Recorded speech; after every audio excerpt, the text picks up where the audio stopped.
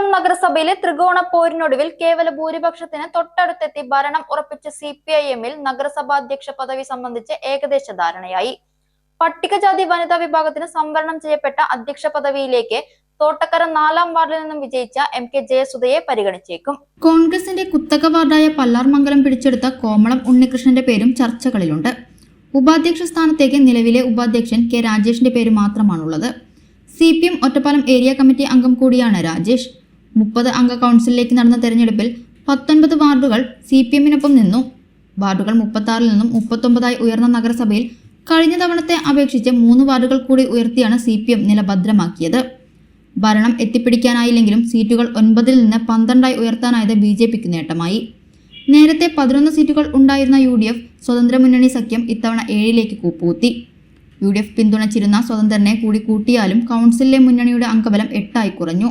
4 വാർഡിൽ മത്സരിച്ച മുസ്ലിം ലീഗ് ഇത്തവണയും 3-യിടത്തും വിജയിച്ചു. CPM വിട്ടവരുടെ കൂട്ടായ്മയായ സ്വതന്ത്ര മുന്നണിയുടെ 4 പേർക്കും ഇത്തവണ അടിപതറി. കോൺഗ്രസ് സീറ്റ് വിഭജനം സംബന്ധിച്ച തർക്കങ്ങളാണ് പ്രധാനമായും UDF-ന് തിരിച്ചടിയായതെന്നാണ് വിലയിരുത്തൽ. കോൺഗ്രസ് കൈയടക്കി വെച്ചിരുന്ന പല്ലാർമംഗലം, പോസ്റ്റൽ ക്വാർട്ടേഴ്സ് ഉൾപ്പെടെയുള്ള ചില വാർഡുകൾ പാർട്ടിയുടെ കയ്യിൽ നിന്നും പോയി. 2010 മുതൽ ആർക്കും കേവല ഭൂരിപക്ഷം നൽകാത്ത നഗരസഭയാണ് ഒറ്റപ്പാലം.